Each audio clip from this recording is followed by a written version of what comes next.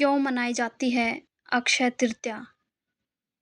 बैसाख मास के शुक्ल पक्ष की तृतीया तिथि को अक्षय तृतीया मनाई जाती है। इसे आखा तीज के नाम से भी जाना जाता है। अक्षय तृतीया पर माता लक्ष्मी, भगवान विष्णु, महादेव और कुबेर जी की पूजा की जाती है। इसी शुभ दिन भगवान विष्णु के छठे अवतार भगवान परशुराम प्रकट हुए थे। इसी दिन भगवान विष्णु के नर नारायण एवं हयग्रीवा स्वरूप का भी अवतरण हुआ था। अक्षय तृतीया के दिन बद्रीनाथ के कपाट खुलते हैं। प्रतिवर्ष केवल अक्षय तृतीया के दिन ही बांके बिहारी मंदिर वृंदावन में कान्हा के चरणों के दर्शन होते हैं। मान्यता है कि आज के दिन शुरू किए गए कार्य एवं आज के दिन किए गए दान का कभी क्षय नहीं होता, यानी आपको सदैव उसका फल मिलता रहता है। अक्षय पात्र को जानने से पहले अक्षय को समझें।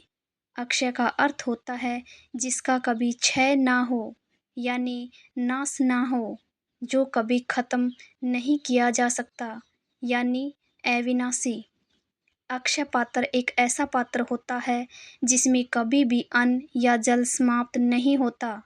जब भी भोज्य पदार्थ निकाला जाए तो मनचाही भोज्य वस्तु निकलती है। पौराणिक समय में ऋषि मुनियों के पास ऐसा पात्र हुआ करता था। माना जाता है अभी भी हिमालय एवं नीलगिरी के साधुओं के पास ऐसा पात्र होता है। यह पात्र सूर्यदेव के आशीर्वाद से ही प्राप्त होता है। महाभारत के अरण्य पर्व के अनुसार युधिष्ठिर को अक्षय पात्र वरदान स्वरूप सूर्यदेव से मिला था। सूर्यदेव ने युधिष्ठिर को अक्षय पात्र अक्षय तृतीया के दिन युधिष्ठिर की भक्ति से प्रसन्न होकर प्रदान किया था। जब युधिष्ठिर अपने चारों भाइयों एवं भार्या सहित वनवास कर रहे थे, उस समय ब्रह्मणशील साधु संत उनसे मिलने आया करते थे। वह जानते थे धर्मराज हमें भूखा एवं कष्ट में नहीं रखेंगे, वह हमारा आतिथ्य करेंगे। इसी भाव से साधु सन्यासी संत सभी पांडवों की कुटिया में आते थे, परंतु वन में इतने लोगों के लिए भोजन सदैव बनाकर रखना कठिन कार्य था। एक बार धर्मराज युधिष्ठिर के पुरोहित महर्षि धौम्य अपने शिष्यों सहित उनकी कुटिया में आए। तब युधिष्ठिर ने उनसे विनम्रता पूर्वक पूछा, महाराज, आखिर इसका समाधान क्या हो कि मैं हजारों साधु सन्यासियों को प्रतिदिन भोजन भी करवा सकूं और इस वीरान जंगल में मुझे भोज्य पदार्थ भी मिल जाएं। तब पुरोहित धौम्य ने उन्हें अक्षय पात्र के बारे में बताया। महर्षि धौम्य के बात बताए अनुसार युधिष्ठिर ने सूर्यदेव के 108 नाम का जाप करते हुए सूर्यदेव की आराधना की। अंततः उनकी आस्था, श्रद्धा, भक्ति और तपस्या से भगवान सूर्य प्रसन्न होकर युधिष्ठिर के पास प्रकट हुए। प्रकट होकर सूर्यदेव ने युधिष्ठिर से पूछा, हे धर्मराज, इस पूजा अर्चना का आशय क्या है? तब युधिष्ठिर ने हाथ जोड़कर सूर्यदेव से कहा, हमारी कुटिया में प्रतिदिन इतने सारे साधु सन्यासी संत जन आते हैं। मैं अपने परिवार सहित जंगल में विहार करता हूँ। इतने सारे लोगों के लिए भोज्य पदार्थ एकत्रित करना और सदैव पका हुआ भोजन तैयार करना कठिन हो जाता है। कभी कभार तो केवल फल इत्यादि से ही साधुओं का पेट भर पाता हूँ, जिससे मुझे ग्लानि का भाव आता है। इसी के समाधान हेतु मैंने यह पूजा अर्चना की है, कृपया कर भगवान मेरी मांग पूर्ण करें। तब सूर्यदेव ने एक तांबे का पात्र युधिष्ठिर के हाथ में रख दिया और कहा, हे युधिष्ठिर, तुम मेरे लिए पुत्र तुल्य हो, मैं तुम्हारी कामना पूर्ण करता हूँ। यह अक्षय पात्र है, 12 वर्ष तक मैं तुम्हें इसी पात्र से अन्न दान करूँगा। तुम्हारे पास अन्न, फल, शाक आदि 4 प्रकार की भोजन सामग्रियां तब तक अक्षय रहेगी जब तक द्रौपदी भोजन प्राप्त नहीं करेगी। इस अक्षय पात्र से सामग्रियां तब तक ही अक्षय रहेंगी जब तक द्रौपदी परोसती रहेगी। इस अक्षय पात्र को पकड़ युधिष्ठिर बड़े ही प्रसन्न हुए। हाथ जोड़कर सूर्यदेव को प्रणाम कर धन्यवाद किया। कैसे बने कुबेर बने धनपति? कुबेर यक्ष है, उसके बाद भी उन्हें देव तुल्य स्थान प्राप्त है। कुबेर को धन का देवता माना जाता है। प्राचीन युग में लंका रावण की नहीं बल्कि उसके बड़े भाई कुबेर की हुआ करती थी। कुबेर रावण के सौतेले भाई थे। रावण के जन्म से पहले ही कुबेर लंका के राजा थे, परंतु योग्य होने के उपरांत रावण ने बलपूर्वक कुबेर से उनकी सोने की लंका छीन ली थी।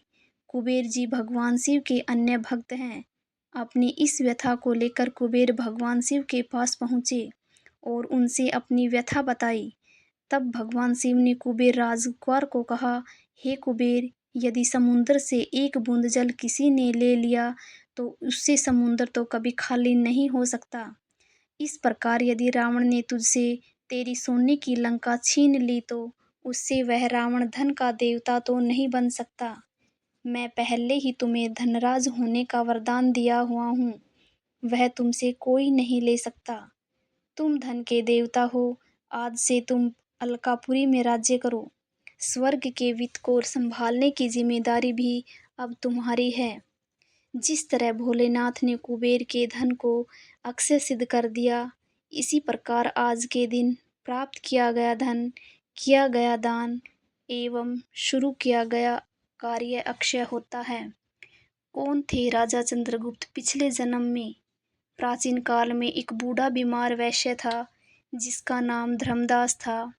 धर्मदास ने एक बार अक्षय तृतीया का महात्म्य सुना और निश्चय कर लिया कि अब की बार अक्षय तृतीया के दिन वह भी नियम पूर्वक आचरण करेगा।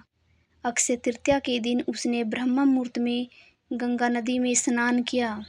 फिर भगवान विष्णु एवं माता लक्ष्मी को आटे से बने भोग का प्रसाद लगाया। क्षमता अनुसार नियमबद्ध होकर पूजा अर्चना की। बीमार एवं वृद्ध होने के बाद भी उसने व्रत रखा तथा अपनी क्षमता अनुसार दान पुण्य करे। अगले जन्म में धर्मदास कुशावती के राजा बने। कुशावती राज सदैव धर्म पर चलने वाले, अहंकार शून्य, वैभवशाली एवं दानवीर राजा थे। कहते हैं उनकी भक्ति से प्रसन्न होकर त्रिदेव भी उनकी सभा में ब्राह्मण वेश धारण कर प्रेम पूर्ण दान प्राप्त करने आते थे। ऐसा भगवान अपने प्रिय भक्तों के लिए ही करते हैं। आगे जन्म में यही कुशावती राज कलयुग के राजा चंद्रगुप्त हुए। कहानी को अंत तक सुनने के लिए आप सभी का बहुत बहुत धन्यवाद। आशा करती हूँ कि आपको ये कहानी पसंद आई होगी।